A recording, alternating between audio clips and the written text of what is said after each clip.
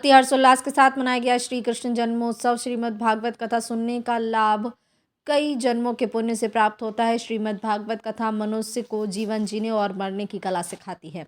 मनुष्य को जीवन जीने के लिए परमात्मा ने दिया है, लेकिन जीवन जीने की कला हमें सत्संग से प्राप्त होती है। सत्संग का मनुष्य के जीवन में बड़ा महत्व है।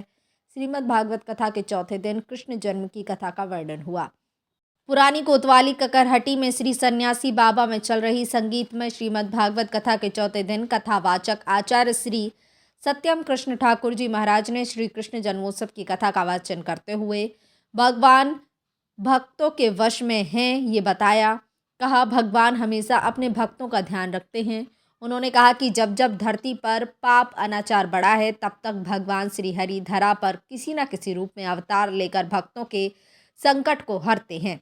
उन्होंने कहा कि जब कंस के पापों का घड़ा भरा, तब भगवान श्री कृष्ण ने जन्म लेकर कंस का अंत किया और लोगों को पापी राजा से मुक्ति दिलाई। कथा के दौरान अनेक भक्तिपूर्ण भजन एवं झांकी प्रस्तुत की गई। भजनों को सुना श्रोता मंत्रमुग्ध हो गए, थिरकने को मजबूर हुए। इस दौरान आचार्य श्री ने कहा कि आज व्यक्ति मोहमाया के चक्कर में फंसकर अनीतिपूर्ण तरीके से पैसा कमाने में जुटा है, जिसका परिणाम अंततः उसे भोगना पड़ता है। मानव की तरह नहीं जी रहा।